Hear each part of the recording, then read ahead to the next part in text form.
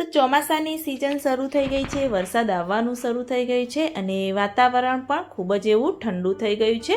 તો આ ઠંડા વાતાવરણમાં ખાવાની મજા આવે એવી હેલ્ધી એવી અને ટેસ્ટી એવી એકદમ સરળ રીતે બની જાય તેવી પાલકની ખીચડી બનાવી અને એની રેસીપી હું અહીંયા તમને શેર કરીશ. અને આ ગરમા ગરમ ખીચડી ઠંડા એવા વાતાવરણમાં ખૂબ જ ખાવાની મજા આવે છે.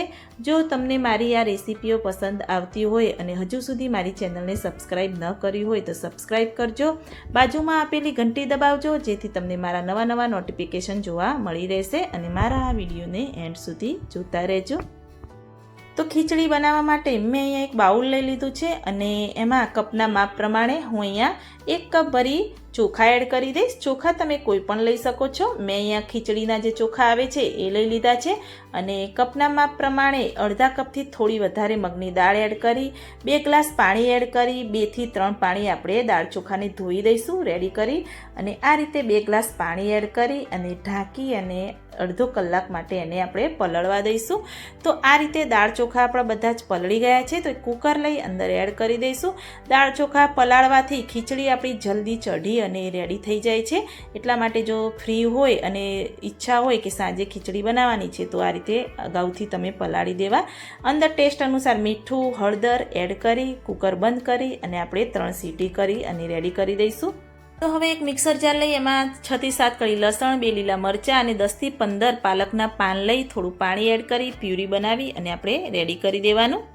અહીંયા ગેસ ઓન કરી કઢાઈ રાખી અને 2 મોટી ચમચી ભરી હું અહીંયા ઘી એડ કરી દઈશ. ઘી એડ કરી ઘી થોડું એવું ગરમ થાય એટલે આપણે જીરાનો વઘાર કરીશું. જીરું થોડું એવું સંતળાઈ જાય એટલે હિંગનો વઘાર કરીશું. હિંગ એડ કરી અને મેં અહીંયા એક ડીશમાં 2 તજના ટુકડા, મીઠો લીમડો, સૂકા મરચાં, તમાલપત્ર અને 2 થી 3 લવિંગ લઈ લીધા છે એ અંદર આપણે સાતળવા માટે રાખી દઈશું અને એને થોડું એવું સાતળી દઈશું. મસાલા બધા સંતળાય એટલે મેં અહીંયા એક મીડિયમ સાઇઝની ડુંગળી લીધી હતી તો એને આ રીતે કટ કરી અંદર આપણે એડ કરી દઈશું અને થોડીવાર માટે ગોલ્ડન બ્રાઉન થાય ત્યાં સુધી સાતળવા દઈશું. અને જે કુકર ખીચડીનું રાખ્યું હતું એની 3 વિસલ થઈ ગઈ છે તો મેં ગેસની ફ્લેમ બંધ કરી કુકર ખોલી દીધું છે અને સાઈડમાં રાખ્યું છે.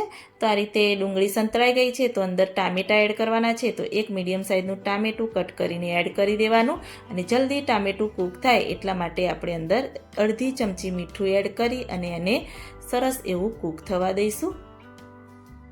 તો હવે ચેક કરીશું કે ડુંગળી અને ટામેટાં આપણા કૂક થઈ ગયા છે કે નહીં. તો આ રીતે ચેક કરીએ તો સરસ એવા કૂક થઈ ગયા છે. મસાલા કરીશું.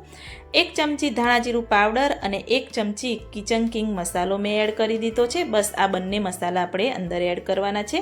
થોડા એવા મસાલા સંતળાય એટલે આપણે અંદર જે પાલકની પ્યુરી બનાવી હતી મેં એ અંદર એડ કરી દઈશ. થોડી એવી પ્યુરી હું સાઈડમાં રહેવા દઈશ, જો જરૂર પડશે તો આપણે એડ કરીશું. અને કિચન કિંગ મસાલાની જગ્યાએ તમે જો ગરમ મસાલો એડ કરવા માગતા હોય તો પણ ચાલે. તો આ રીતે પ્યુરીને થોડું એવું સાતળતા રહીશું જેથી થોડો એવો કલર ચેન્જ થઈ જશે. તો તમે જોઈ શકો છો કે પાલક પ્યુરીનો કલર સરસ એવો ચેન્જ થઈ ગયો છે. આ રીતે પાલકની પ્યુરી સરસ એવી કૂક થઈ જાય એટલે હું અહીંયા 2 મોટી ચમચી જેટલું પાણી એડ કરી દઈશ. પાણી મેં એટલા માટે એડ કર્યું છે કે ખીચડી આપણે થોડી એવી ઢીલી બનાવવાની છે અને ઢીલી ખીચડી હોય તો ખાવાની ખૂબ જ મજા આવે છે. અને આ રીતે સરસ એવું મિક્સ કરી અને આપણે જે ખીચડી બનાવી હતી એ અંદર એડ કરી દેવાની. તો આ રીતે ખીચડીમાં જે પાલકની પ્યુરીને બધું મિક્સ કરી અને આપણે રેડી કરી દઈશું. જો ઘરના સભ્યો કે બાળકો પાલક ન ભાવતો હોય તો આ રીતે તમે પાલકનો ઉપયોગ કરી અને ખીચડી બનાવશો તો એમને ખૂબ જ ભાવશે અને ખૂબ જ ટેસ્ટી લાગશે. અને જો ખીચડી પણ ન ખાતા હોય, ઘણા લોકોને ખીચડી નથી ભાવતી, પણ જો તમે આ રીતે ખીચડી બનાવીને ખાશો તો ખૂબ જ ટેસ્ટી પણ બનશે અને આપણા માટે ખૂબ જ હેલ્ધી પણ રહેશે. તો તમે એકવાર ઘરે ચોક્કસથી ટ્રાય કરજો.